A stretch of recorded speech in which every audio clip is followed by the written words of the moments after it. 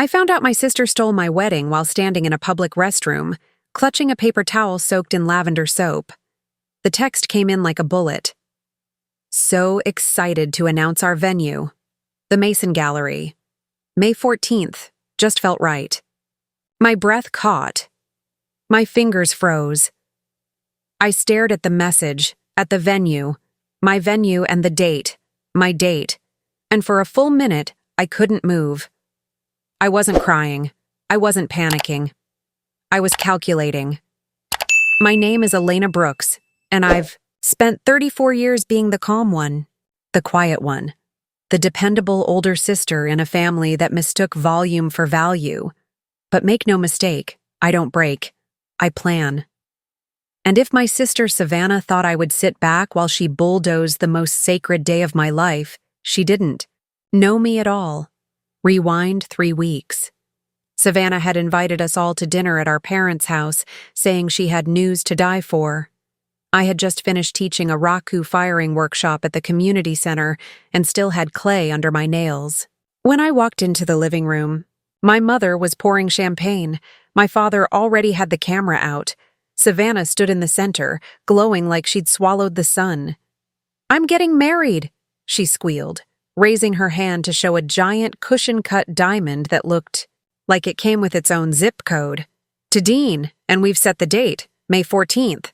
Isn't that insane?" I didn't speak at first. I blinked, once, twice.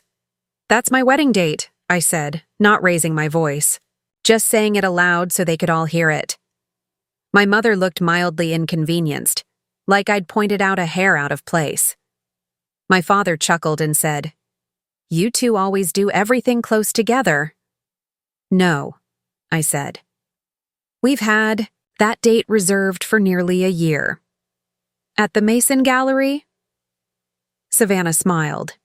That soft, patronizing influencer smile, polished and filtered to death. "Oh, honey, you didn't finalize, right? Dean's family pulled some strings and it just worked out. The gallery said the slot was open, so we took it. You'll find something else. Your wedding's more casual, right? Backyard vibe?" Backyard vibe. That was the moment I knew it wasn't ignorance. It was a hit, calculated, intentional. And, like all her best performances, it was done with a glass of rosé in one hand and a compliment in the other. I left dinner early, didn't raise my voice, didn't cry, just walked out, clay still drying in the creases of my hands, and called Callum. I told him everything. I expected anger or disappointment, but all he said was, "So, she made the first move." Savannah wasn't always this way. Or maybe she was, and I just refused to see it. Growing up, she always needed a spotlight. Piano recitals weren't about music. They were about her dress. Science fairs weren't about experiments. They were about how many friends came to see her board. When I got accepted into the Oregon School of Arts, she faked a fainting spell at dinner. But she was my sister. And I thought family loyalty had weight. I was wrong. The next day, I visited the gallery to confirm it myself. Ms. Linden, the events coordinator, looked apologetic as she fumbled through her calendar. "I'm so sorry, Elena. We tried calling. Savannah Brooks confirmed the booking and paid a higher deposit. We thought, since you hadn't responded to the final invoice..." I had. 2 weeks ago. I had the receipt. I pulled it up, showed her. She blanched. "Oh, this must have been overridden. I'll look into it." But I already knew someone had paid extra to bump me, someone who knew how to pull strings, and more importantly, someone who knew I wouldn't cause a scene. The mistake was assuming I wouldn't respond at all. That night, as I sat in my studio shaping clay with my palms, I ran through every detail Savannah had given. She'd announced the wedding date, but not the venue publicly. She'd waited until the contract was signed before making it Instagram official, which meant she was waiting to catch me off guard, publicly, humiliatingly. But I had something.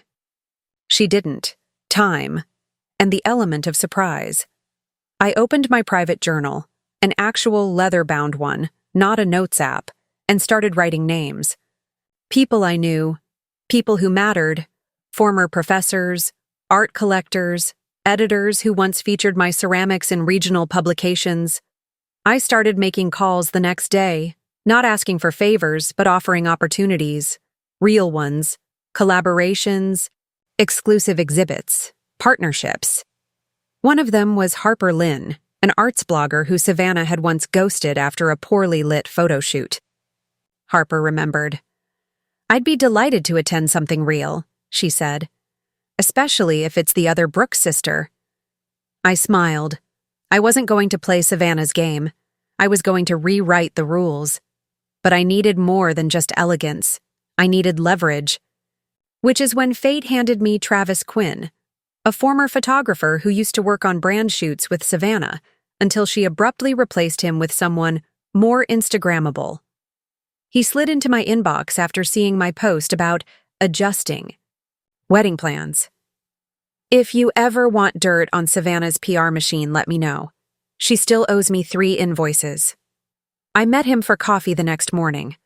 He came armed with screenshots, emails, mood boards Savannah had pitched to a skincare brand featuring a sister wedding sabotage angle that she'd jokingly labeled clickbait gold.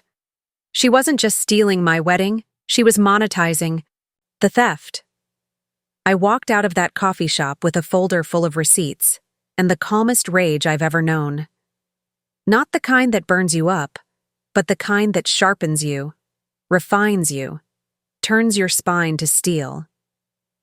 Savannah thought I'd disappear, but I don't disappear, I evolve. And then I rise, and the next time she tries to steal the show, I'll be holding the spotlight and the story. The night after Savannah hijacked my wedding, I couldn't sleep. Not from heartbreak, not even from rage. I stayed up because my mind wouldn't stop working, spinning, recalibrating, repositioning. I lay in bed beside Callum, listening to the steady rhythm of his breath, while I traced the cracks that had always been in my family, but had finally shattered wide open. I wasn't mourning a wedding. I was preparing for a war, and not the kind you fight with fists or tears, but with precision, timing, and silence sharp as glass. Callum noticed the shift in me immediately. The next morning, he didn't ask if I was okay. He simply handed me a coffee and said, "Tell me everything she said." So I did. Word for word, her exact tone, the way our parents nodded along like her announcement was divine intervention, the way my father chuckled when I said the date was mine, the way my mother looked at me like I'd committed some kind of social faux pas by not being understanding. And when I finished, I said quietly, "She's not just trying to ruin my wedding. She wants to erase me from my own life." Callum didn't speak right away. He sat on the edge of our kitchen island, running his fingers along the rim of his mug. Finally, he looked up. "Then we don't fight back on her terms." I nodded, though I wasn't quite sure what that meant yet. But I knew it wasn't about getting the venue back. It wasn't even about the date. It was about reclaiming something bigger. My identity, my space, my right to be seen without apology. We met 6 years ago, Callum and I. I was showing at a small urban art fair tucked between 2 abandoned warehouses. He was walking around alone, sketchbook in hand, wearing a forest green sweater that matched his eyes. He stopped at my booth and stared at a lopsided ceramic pitcher I'd almost left at home. "It's imperfect," he said, "but it leans into the flaw like it was meant to be there. It wasn't a line. It was an observation. And it's how our story began. 2 people drawn to the quiet strength in things that don't try to be perfect. The irony, of course, is that my sister built her life on perfection, on performance, on constant reinvention. She'd kill to make her world look like a fairy tale. I never needed mine to look like one. I just wanted it to feel real." Later that day, Callum disappeared for 2 hours. When he came back, he handed me a thin black folder. "What's this?" I asked. "A list of venues." I thought everything was booked for spring. He shrugged. For people without connections, maybe. I opened the folder. It wasn't a list of venues. It was one venue. Just one. The name embossed in gold. Foxmere Estate. I blinked. Wait, Foxmere, that's not a venue. That's a private residence. It's mine, he said calmly. I looked at him, stunned. What are you talking about? I bought it 3 years ago. Quietly. It was the first major project I designed from the ground up. I use it sometimes for client retreats. No one knows it's mine. It was supposed to be anonymous. I stared at him, 1,000 realizations swirling. Callum Hayes wasn't just a gifted architect. He was legacy, wealthy, well-connected, and so humble I'd never even seen it. And now he was offering me a venue no influencer could buy access to, a space no amount of money could steal. But why haven't you ever told me? I asked. He shrugged again, but this time there was steel beneath it. Because I wanted you to love me for who I was before you saw what I had. And you did. So now, I'm giving it to you. I didn't cry. I didn't gasp. I just stood there, jaw tight, and said, good, because I'm going to need every inch of that estate. Something inside me had shifted. I didn't want revenge that screamed. I wanted revenge that whispered in polished wood floors and velvet guest lists. That announced itself in silence. That made the people who erased me realize they'd been watching the wrong sister the whole time. As I toured Foxmere the next morning, walking beneath white-bloomed trees and along a reflection pool so still it felt holy, I made a decision. Savannah could keep the gallery, the city, the followers, the fake tears and the floral art she probably copied from Pinterest. I didn't want her crumbs. I'd build my own table. I called my old friend Ari, an art director turned event planner, who'd once styled a shoot for Vogue's Pacific Northwest edition. I'm getting married at Foxmere, I said. 3 weeks. I need discretion, luxury, and a guest list that makes people wonder how they didn't know who I really was. A pause. Then, Elena, this is going to be legendary. And that's when I smiled for the first time since Savannah's announcement. Not because I wanted to humiliate her, but because I knew what came next. A wedding so breathtaking it would make silence louder than any post she could ever craft. I still hadn't spoken to my parents. They'd texted once. Something bland about not taking things personally. My mother sent a link to a new venue she'd heard of with a note. It's not fancy, but for a casual wedding, it's sweet. As if I should be grateful for the suggestion. As if I hadn't been actively erased by their golden child and expected to thank them for it. But I wasn't bitter. I was awake, and soon everyone else would be too. What Savannah didn't know was that I wasn't planning a wedding anymore. Was orchestrating a reckoning. The following Saturday, Savannah posted her official engagement announcement across all platforms. Full glam, soft focus filter, Dean lifting her mid-spin in front of the Mason Gallery like they were starring in the final scene of a romantic comedy. The caption read, Manifestation works. We said yes to forever, in a space that reflects everything we are, elegant, timeless, unforgettable. May 14th can't come soon enough. The post exploded. Thousands of likes, hundreds of comments, brands tagged, wedding vendors reposted. Her followers were eating it up. None of them knew. She had taken the venue from her sister. None of them cared. I stared at the screen for a long time, not because I was in pain, but because I was finally seeing her clearly. She wasn't simply selfish. She was strategic, a storyteller. She'd never wanted a wedding. She wanted a campaign. And I had become the narrative sacrifice, her plot twist, her proof that she always wins.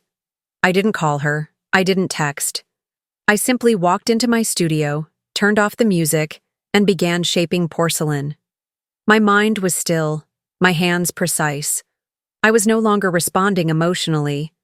I was composing something. I wasn't going to just take back what was mine. I was going to elevate it so high, so far out of reach that no amount of attention hunting could compete. 2 days later, I got a call from Ms. Linden at the Mason Gallery.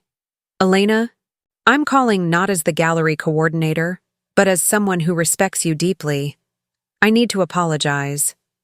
I reviewed the internal logs and emails. It's clear now that your booking was overridden under pressure." "What kind of pressure?" I asked, though I already knew. "A representative from a PR agency called us pretending to be your assistant. Said your wedding was postponed and the booking could be released. Then Savannah confirmed the new reservation the next day. I'm so sorry."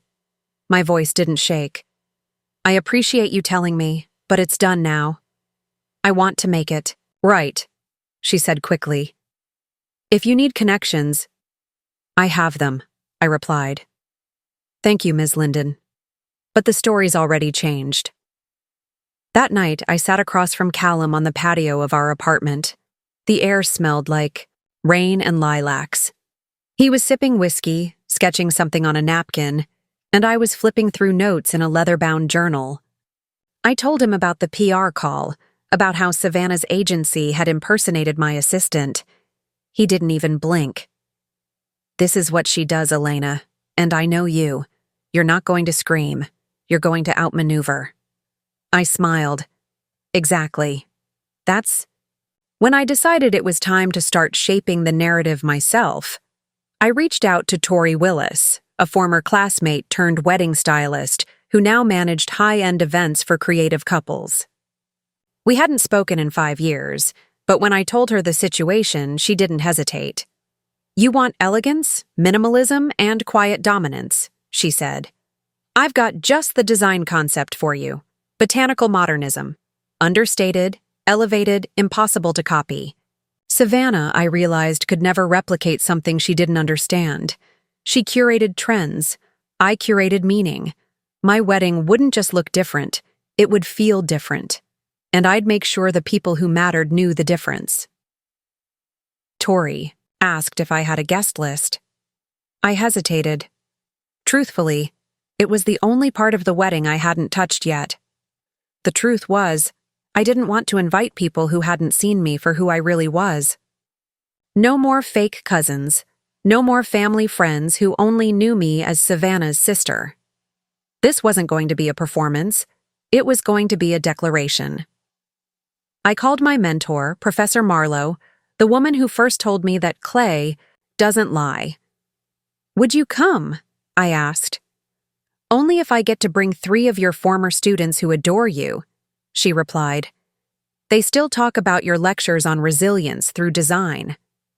The next call was to a man named Philip Way, a gallery owner who had once passed on representing me because he wasn't sure how to market quiet work. I invited him to the wedding with a single sentence: "Come see what quiet power looks like." As I worked on the guest list, a thought returned again and again. What would Savannah do if she couldn't control the narrative? What if the spotlight didn't just shift, it vanished from her entirely? That's when I had the idea to keep the new venue secret.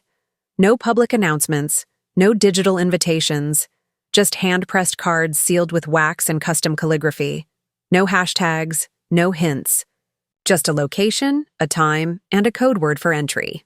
A wedding that didn't need to be seen to be felt. Meanwhile, Savannah doubled down. She posted a behind-the-scenes video of her dress fitting, dropping designer names like confetti. Her captions dripped with passive jabs. "Not every bride needs validation, but a few thousand likes don't hurt."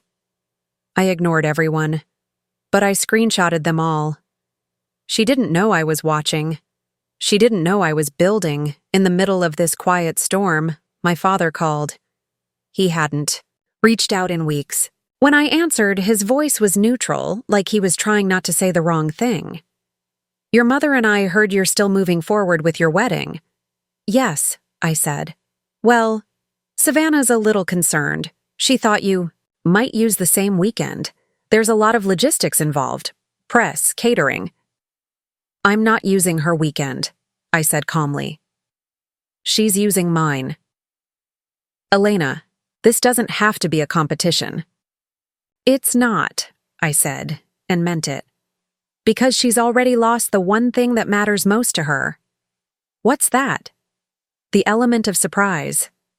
He didn't respond. I hung up. Then I smiled. The day the first wave of Savannah's wedding press went live, I was glazing a vase in my studio. I didn't see the photos right away. Tori did. She sent them to me with a single line.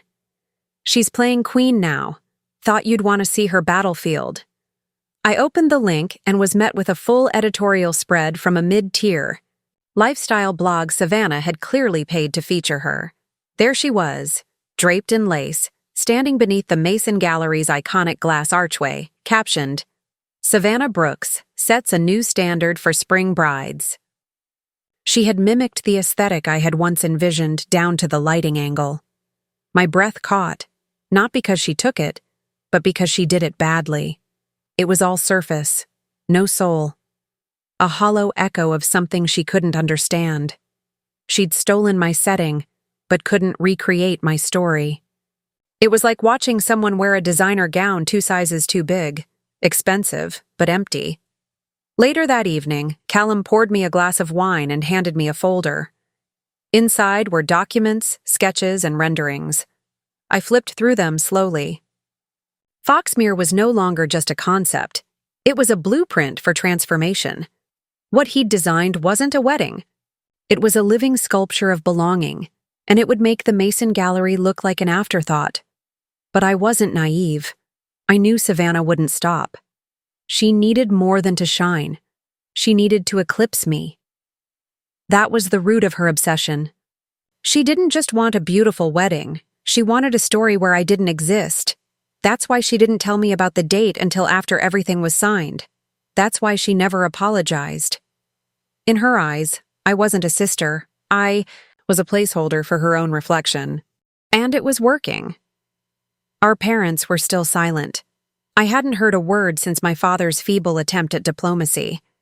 My mother had switched to neutral mode, posting curated throwbacks of both daughters without acknowledging the elephant in the room. It was classic Brooks family dysfunction. Mask it, minimize it, move on. But I wasn't playing that game anymore. That week, I received a message that changed the rhythm of everything. It came from someone unexpected. Ivy Cho, a former wedding coordinator I'd met years ago during a collaborative arts fundraiser. Back then, she'd been just starting out, and I'd helped her craft handmade ceramic vases for her first styled shoot. She remembered. "Elena," her message read, "I've been following the gallery drama from a distance. I know you haven't said anything publicly, and that's what makes me respect you even more. But I thought you should know. Dean contacted me. Privately. He's looking for someone to talk to. About Savannah." I stared at the screen. Dean? Savannah's perfectly tailored fiancé? The man who had once looked at her like she held the world in her manicured hands? Did he say why? I typed back. Ivy replied within seconds.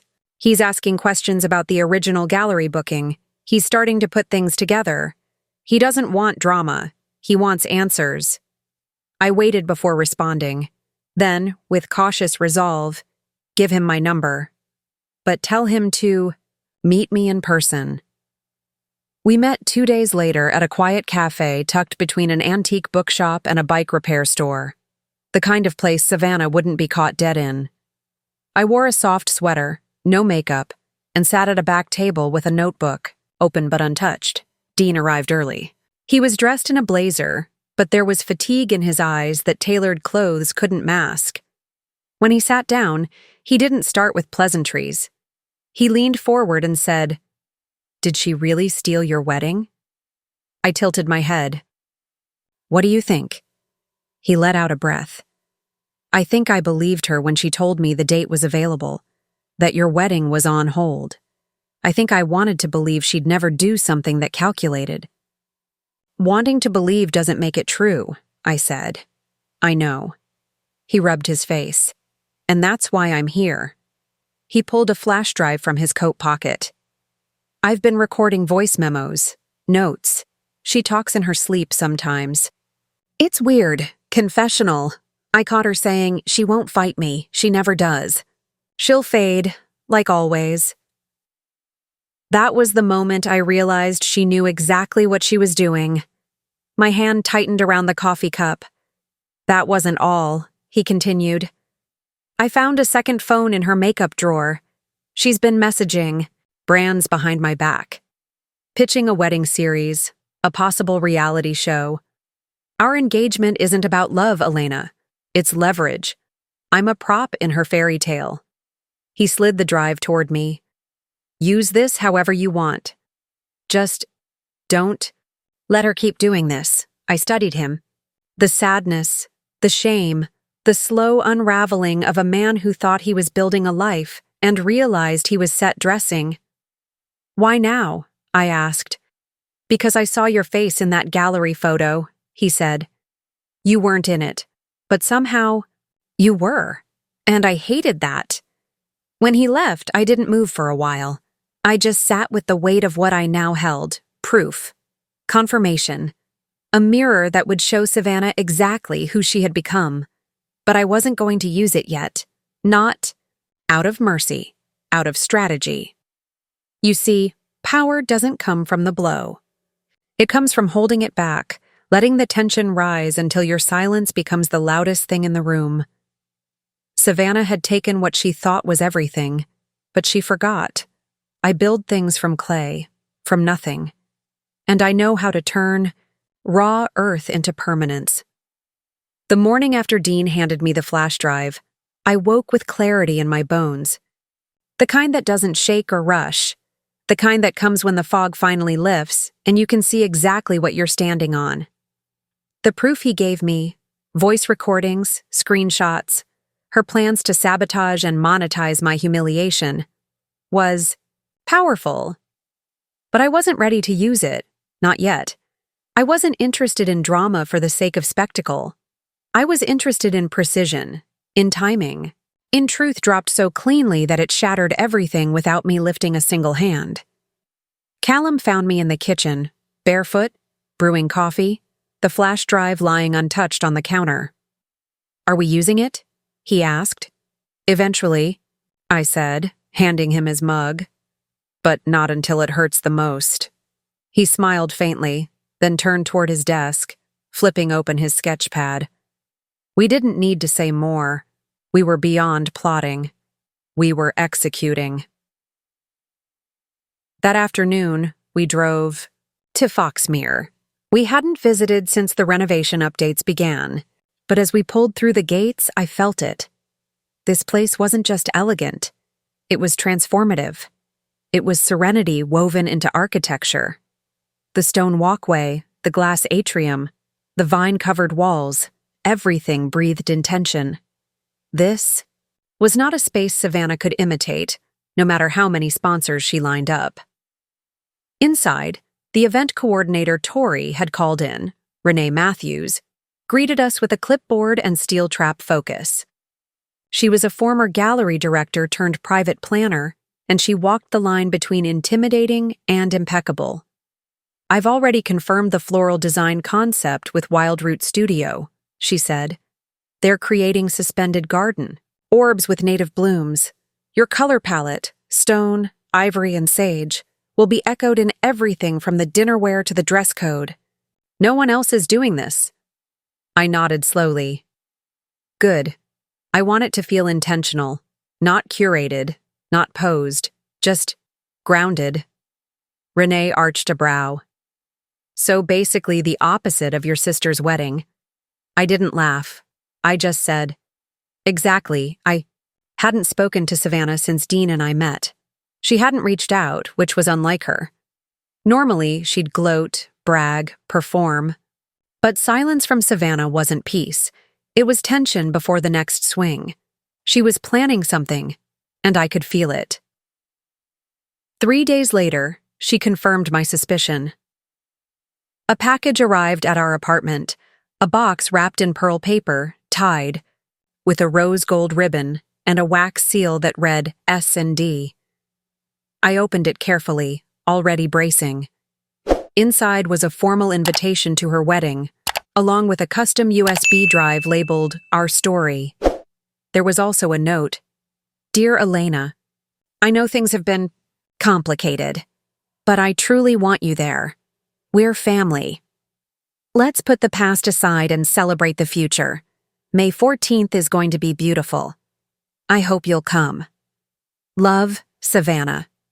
There was no apology, no acknowledgement, just the same script. She'd always run, charm, deflect, dominate. I plugged the USB into my laptop. What played was a 3-minute mini documentary. It showed Savannah and Dean on the coast of Bali, except Dean had never been to Bali. I knew because Ivy told me Savannah had hired an actor to stand in for the beach shots when Dean had to cancel their trip for work. The video was a montage of manufactured moments, slow-motion laughter, faux proposal reenactments, a voiceover about destiny and soulmates. It ended with Savannah looking into the camera and saying, "Some people spend their whole lives waiting to feel chosen, but I've always known I was born to shine." It was a wedding teaser trailer. I sat there, blinking, not from shock, but from disgust. Dean had been right. This wasn't about love. This was a campaign. And now, with the knowledge of what she'd done, it felt even more grotesque. Later that night, I took the invitation and placed it at the bottom of my kiln, under a bisque-fired bowl. I didn't light it. I just left it there, quiet, trapped, weightless under real work. 2 days later, I began the next phase of my plan. I sent out my own invitations, not digital, not flashy, but hand-pressed linen cards embossed with gold foil, sealed in deep green envelopes. Each guest received a private RSVP code that led to a personalized page. No hashtags, no location listed publicly, just one message. You are invited to witness something timeless. We didn't announce our wedding online. We didn't leak guest lists or share sneak peeks, but whispers began anyway. Foxmere wasn't listed as a venue. It had no digital footprint. When people in the Portland art scene began receiving invites with Hayes family calligraphy and Elena Brooks pottery wax seals, curiosity bloomed like wildfire. Who was Elena, really? It was Callum's idea to quietly fund a scholarship at my former art school under both our names. Let's give them something to talk about, he said. And they did. By the end of the week, a popular architecture blog released an article. Hayes heir to host private wedding at undisclosed art estate. No names were confirmed, but people started to connect the dots. That's when Savannah finally called me. I didn't answer. She left a voicemail. Hey, I heard some rumors. Just wondering what's going on. You're not trying to compete, are you? That wouldn't be good for either of us. Call me. I didn't call. Because I wasn't competing, I was reclaiming. And in just under 2 weeks, the girl she used to overlook was going to stand in front of the city she tried to conquer, and quietly, undeniably outshine her.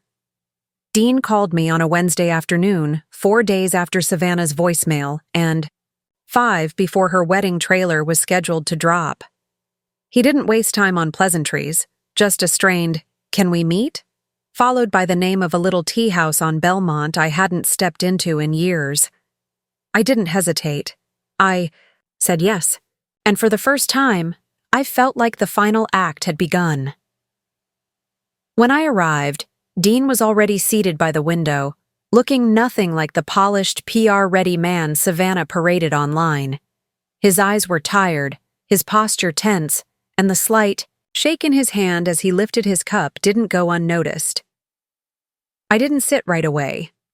I just stood across from him, watching, waiting, because this time I wasn't the one seeking answers. He looked up. I know, he said quietly. I know everything. I took the seat. I checked the invoices, he continued. compared timestamps, talked to the gallery coordinator. Savannah didn't just steal the venue. She forged emails to cancel your booking and reroute vendor contracts. She told people you were scaling down, that you were unstable. She framed it like you'd backed out. I said nothing. My silence made him shift. She also, he hesitated, pitched a wedding series, full digital sponsorship, episodes, vlogs, branded content. She told the agency it would be more compelling if there was a rivalry, a family twist. You were the twist. I tilted my head. And you didn't know any of this? I suspected.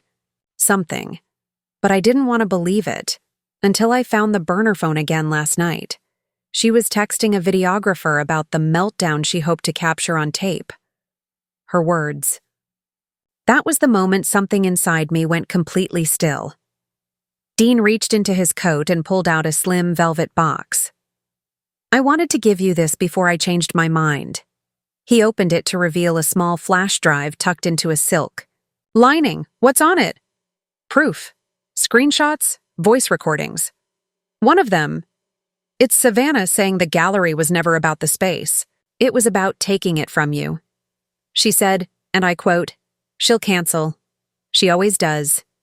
She was born to be background." For a long time, I said nothing.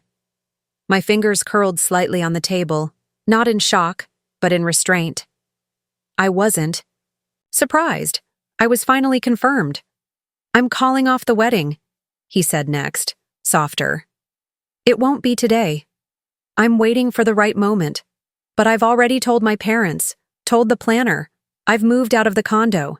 I looked at him for the first time not as Savannah's accessory, but as a man unraveling from a web he hadn't realized he was tangled in until the threads burned his skin. Why tell me this? I asked. You could have walked away quietly. Cut ties. He met my eyes. Because you're the only one who's never pretended to be anything you're not. Because I want her to face this, not hide behind another performance. And because a small part of me wants to see what happens when she finally loses control. That last part stayed with me long after Dean left. At home, I laid the flash drive on my work table next to a vase I'd been sculpting. One with a hairline crack I'd intentionally left visible. Not everything needed to be perfect to be powerful. Callum walked in, placed his keys down, and gave me a look that told me he knew. She's collapsing, I said. She was never standing, he replied. She just had good lighting. I uploaded the files, locked them in a password-protected folder, and sent a backup to Tori. For insurance, I told her. Use it if she tries to sabotage the ceremony. If she shows up. If she spins the story before I can. Tori didn't ask questions. She just replied, with pleasure. In the following days, Savannah's energy online changed. She was posting more erratically. Her captions were tighter, less curated. She began tagging smaller brands, more obscure venues. Rumors had started swirling in her circle. Something about Dean going silent. About the guest list being redrawn. About a potential shift in venue. Her team started pulling back. Comments were being deleted. People were asking questions. And that's when Savannah did what she always did when the world stopped applauding. She performed harder. I got the alert at midnight. Savannah Brooks drops cinematic wedding trailer ahead of May 14th extravaganza.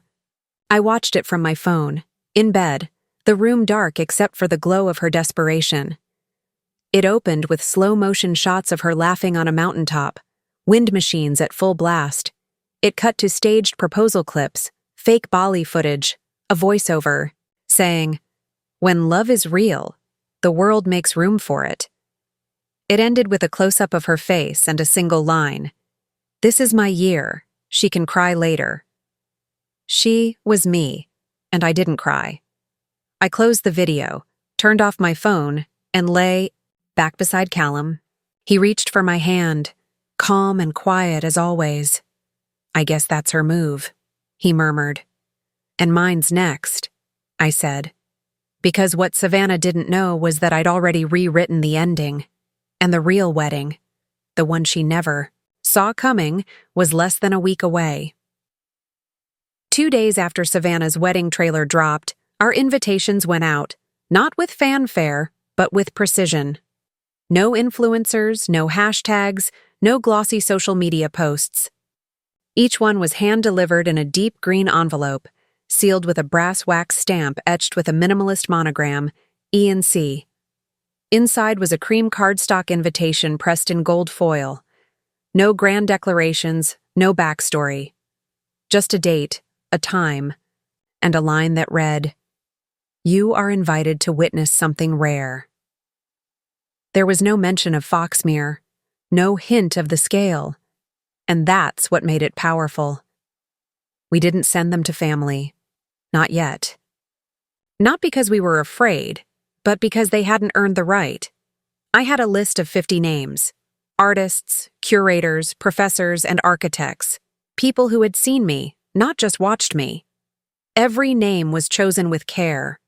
Every seat had weight. And just like clay, it all came together, deliberate, fired, unshakable. That morning, Callum and I sat at the edge of Foxmere's reflecting pool, watching the sun crawl across the water as deliveries arrived in silence. Linen napkins, stone vases, crates of wine from a vineyard owned by one of Callum's former clients.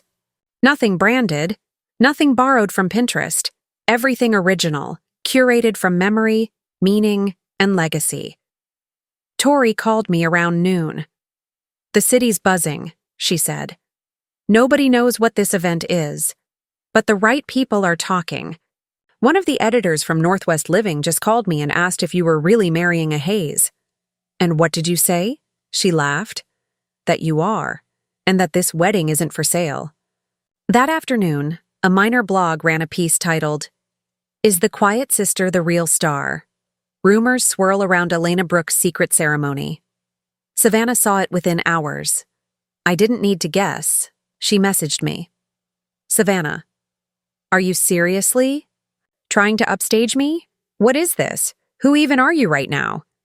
I didn't respond. "Savannah, you know this isn't you. You've never been flashy. You don't even like big events." I still didn't respond. "Savannah, you're not built for this." I smiled. Callum walked in, phone in hand. "Dean just updated his RSVP," he said calmly. He confirmed. +1, silence. I raised an eyebrow. "He didn't call her?" "He doesn't need to," he said. "He's already gone." Later that evening, the last guest on my list confirmed. Harper Lynn, freelance editor, once ignored by Savannah after a botched product shoot, was attending. Not for revenge, not for gossip, but because she knew a story when she saw one. "It's about time someone tells the truth about beauty," she wrote. "Yours actually means something." Meanwhile, Savannah was flailing. She began posting aggressively. Photo shoots, brand tags, desperation disguised as confidence. Her captions shifted from celebratory to defensive. "Your moment is your own. No one can take it unless you let them." Her comment section turned. Strange. People began noticing the cracks. Where was Dean? Why wasn't he featured anymore? Why hadn't the RSVP link worked for guests? And where exactly was her wedding? That night, my mother called. "Elena," she started, already tight. "We received a save the date from one of your old professors. Why weren't we told directly?" "Because you weren't invited," I said. She paused. "You're punishing us." "No," I said quietly. "I'm protecting my peace, and I won't risk it for people who stood by while I was erased. Elena, this isn't how family works." I nodded, even though she couldn't see me. "That's the problem, Mom. You raised us to believe family meant enabling whoever shouted the loudest. I'm rewriting that definition." She hung up without saying goodbye. I didn't grieve it. Instead, I went to the garden at Foxmere, where the ceremony would take place. The wind stirred through the willow trees, And the petals Callum had picked out for the aisle, pale blue scilla and silver anemone, were being woven into hanging sculptures. It was art in motion, honest, wild, controlled only by grace. Dean arrived the next day with a sealed envelope. No explanations, no apologies, just a glance at me, then at Callum. "She's unraveling," he said. "The footage is edited and scheduled. You have full discretion." I placed the envelope in a drawer. We wouldn't need it until the reception. By then, Savannah's voice, her carefully filtered, highly curated voice, would echo in a room filled with people who valued truth over trend. The wedding wasn't a stage anymore. It was a reckoning. The morning of our wedding, the sky was so clear it felt like a setup. The kind of crisp, radiant Portland day that poets lie about. I stood at the second-story window of the bridal suite at Foxmere Estate, wrapped in silk, barefoot on the warm wooden floors, watching luxury cars glide silently up the drive. No brass bands, no red carpet, just quiet elegance and the unmistakable hum of anticipation. The kind you don't manufacture. You earn it. The team moved like a well-choreographed ballet. No one barked orders. No one fumbled. Every detail was handled by hands that respected stillness. The florals had arrived at dawn, twisting vines, low garden blooms, and wild scilla trailing down from the beams like nature itself had built them.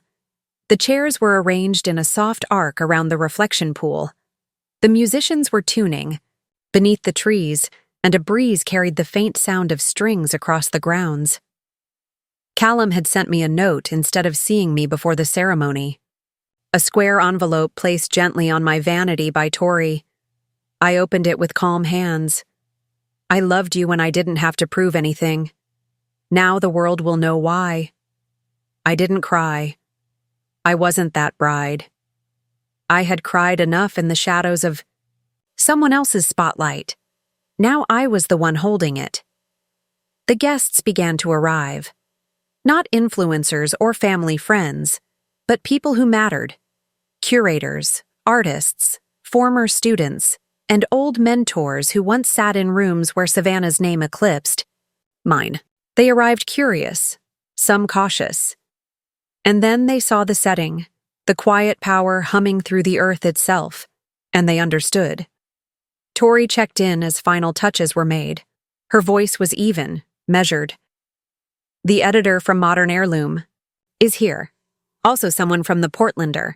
They're not covering it officially, just observing." Good. Let them witness. Let them talk without a script written by my sister. At precisely 2 p.m., the same time Savannah had stolen for her own ceremony, the music shifted. The strings began their slow, swelling ascent. I stepped into the hallway, where Renee waited with the veil. It was long, hand-stitched with thread made from clay-toned silk I had glazed myself. Everything about this moment was mine. Not for performance, not for posts, for memory, for truth. And when I walked down that garden path to meet Callum, tall, calm, waiting in a tailored navy suit under the willow arch, there wasn't a sound beyond the breeze and the breath of the crowd. No phones, no flashes, just real eyes on real love, not curated, witnessed. We said our vows in front of a still reflection pool, beneath sky so blue it almost hurt. Callum's voice didn't shake. Mine didn't either. We spoke like we were reading a script written before either of us was born. Then, the reception. That's where the reckoning began. Renee gave the signal. Guests moved toward the open air, pavilion where dinner was to be served beneath a canopy of lights strung through hand-carved oak beams. Callum and I entered last, side by side, as a quiet round of applause rose to meet us. We didn't wave, we didn't perform, we just smiled, like two people who had nothing to prove anymore. The meal was art on plates, local ingredients plated like paintings, custom menus tied with flax ribbon. The wine flowed, but the energy wasn't indulgent. It was reverent. Halfway through, Callum rose for a toast. "Thank you," he said, lifting his glass. "Not just for being here, but for seeing what's real. Today isn't just about love, it's about voice, about choosing not to be quiet when someone tries to rewrite your story. My wife, Elena, had her moment taken from her. Her venue. Her date, her dignity, all of it. And she never once lashed out. She simply rebuilt. Better, stronger, on her own terms." He looked at me, nodded, then gestured to Tori. The screen dropped behind the head table. Gasps. Everyone turned. The video began. Savannah's voice played first. She always folds. "She's soft. This will crush her." Laughter. Then came the text to the planner. Screenshots of her instructing her assistant to cancel my original booking. Pitches to PR agencies for a sister sabotage storyline. Then the Bali footage. Raw, unedited, the actor, the reshoots. The whispering to the videographer. "We'll fake the real proposal later. Dean's in meetings today. No one will care." Finally, the clip from the burner phone. Savannah's voice, laughing in the dark. She was never the main character. She was just dress rehearsal. When the screen went black, no one clapped, no one spoke. Then, a single voice. From the back. "My mother." "Savannah," she said, loud and broken. "What have you done?" And there she was, at the edge of the tent, dressed in ivory, smeared mascara, breathless, alone. No Dean, no entourage. Just silence crashing down around her like a house finally burning. She opened her mouth, but nothing. Came out, then she turned and walked away. 3 days after the wedding, I received an envelope. No return address, no signature. Just my name, Elena, written in sharp, aggressive cursive like the ink itself was angry. Inside was a single sheet of thick cream paper. One sentence scrawled in the same hand. "This isn't over. You stole everything from me. Just wait. It didn't shake me. Not anymore." I read it once, then folded it in half, slid it into the drawer where I kept old receipts and broken glaze samples. Things once important, now irrelevant. Because the truth was, Savannah had already lost the only thing she ever truly cared about: control and image. And neither could be salvaged by threats scribbled in spite. The footage from our reception had gone viral within 24 hours. Not because we shared it, but because someone in the industry did. A well-known editor, stunned by what they called the quietest, sharpest takedown in modern wedding history. The video didn't just expose Savannah's lies. It exposed a system, one that rewarded beauty over character, influence over honesty, and curated narratives over consequence. Savannah's brand deals began to fall like dominoes. The skincare line she'd teased for months pulled out publicly, citing misalignment of values. Her influencer agency dropped her within a week. Comment sections turned. Once loyal followers began questioning everything, accusing her of manipulation, deceit, even fraud. She started deleting comments, then full posts, then, eventually, her entire account. It vanished one morning without announcement, like a ghost fading from a mirror. I didn't gloat. I didn't screenshot the chaos or join the conversations swirling through the forums. I watched it all like I was watching someone walk into a storm they conjured with their own breath. There was a strange sadness to it. Not sympathy, exactly, but recognition. I knew what it felt like to be invisible. The difference was, I had rebuilt myself quietly, patiently, from the inside out. Savannah had spent her entire life constructing herself from the outside in. And when that exterior cracked, there was nothing underneath to hold her up. Dean made a public statement the next day, brief, polished, but firm. The engagement was officially off. No further questions.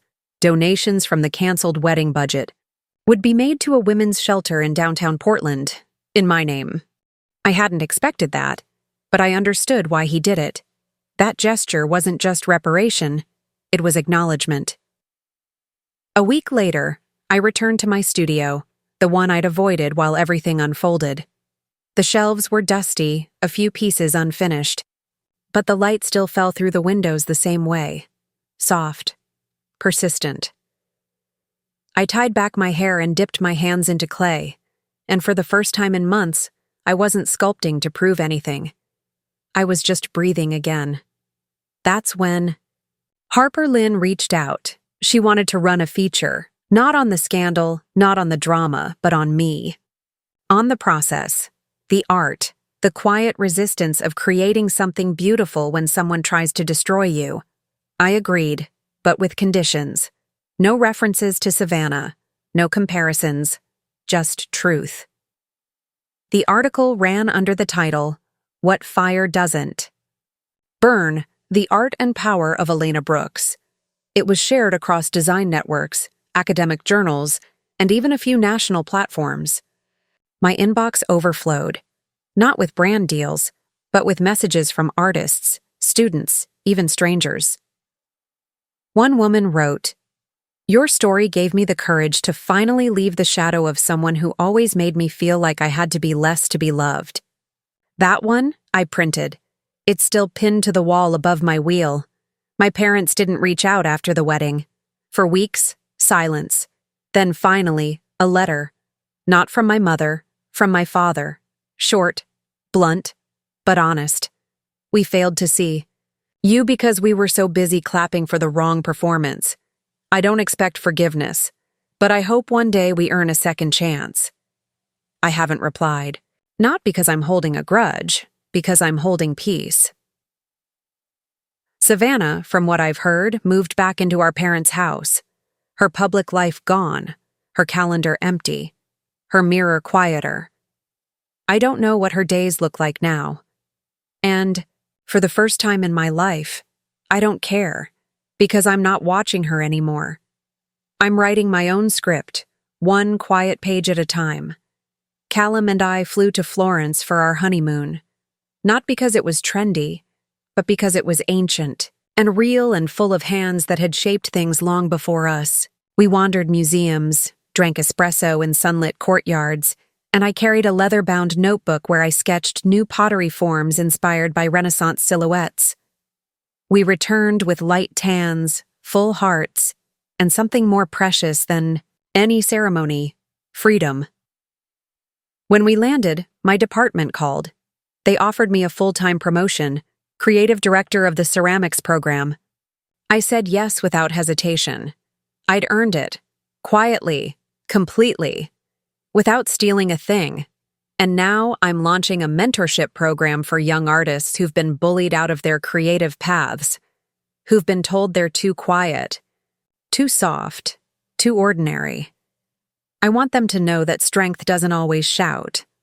Sometimes it shapes, steady, resilient, unshakable.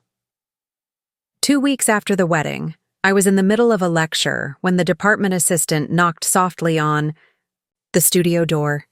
"Elena," he whispered. "She's here. Savannah." I didn't flinch. I placed my carving tool down on the work table, turned to my students, and smiled. "Take 10. Observe the drawing patterns on your pieces. Let them speak before you touch them again." Then I stepped into the hallway. Savannah stood in the faculty lounge like a ghost out of place. Her coat was rumpled, hair tied in a loose knot that looked accidental, not styled. Her eyes darted, restless. For a moment, I saw a flicker of someone who had finally realized the performance was over, and no one was clapping anymore. "You ruined me," she snapped the moment we were alone. Her voice cracked at the edges. "That video, that reception, you humiliated me." I folded my arms, silent. "You planned this," she hissed. "The whole thing, the timing, the press, even Dean, he only turned on me because you got to him first." "No," I said evenly. "Dean turned on you because he saw who you really were. I just gave him the silence he needed to hear it." Savannah's face twisted, her composure slipping. "I had everything, Elena. Everything. And you took it from me." I tilted my head. "No, I simply stopped giving it away." She stepped forward, grabbed my wrist, her voice a low growl. "I'll make sure you lose it all, too." The moment passed like a shiver through glass. 2 students had been watching from the hallway. One professor had caught the end. Security was called. Savannah was escorted off the premises. That night, I filed a formal restraining order. Local press picked up the incident. Former influencer accused of threatening sibling on college campus. The comments weren't kind. Savannah's world crumbled not because I destroyed it, but because I refused to hold it up any longer. My parents finally reached out. This time, not with anger or defense, but with apology. My mother, once silent, told me she had asked Savannah to seek therapy. My father offered to visit the studio, to finally see what you've been building all these years. I told them I wasn't ready, not yet. Maybe one day. Instead, I focused on what came next. The mentorship program I launched now has 23 applicants. Young, talented, overlooked artists who've been told they're too quiet, too soft, or not marketable. We meet every Thursday. I teach them how to shape clay, yes, but more than that, I teach them how to shape themselves, to claim space, to take up room without asking permission. Callum and I still walk the Foxmere grounds most Sundays, our coffee warm in our hands, silence between us full and steady. He's working on a new project now, an artist residency space behind the estate. He says it's my idea, but we both know it's his way of continuing the story, of making sure this place holds more than memories. It holds momentum. And me? I've stopped comparing, stopped apologizing, stopped waiting for anyone to tell me when it's okay to shine. Because here's the truth, and it's the one I hope you take with you after hearing all of this. Sometimes the people who try to dim your light the most are the ones who depend on your shadow to shine. Sometimes the loudest voices in your life are terrified of your quiet power. And sometimes the real victory isn't revenge, it's clarity. I didn't win by humiliating my sister. I won by becoming someone she could no longer manipulate. Won by choosing love that didn't need spectacle, by standing in a truth too grounded to be shaken. To anyone watching who's ever felt invisible, erased, or pushed aside, you don't need to burn to be seen. You just need to stop shrinking.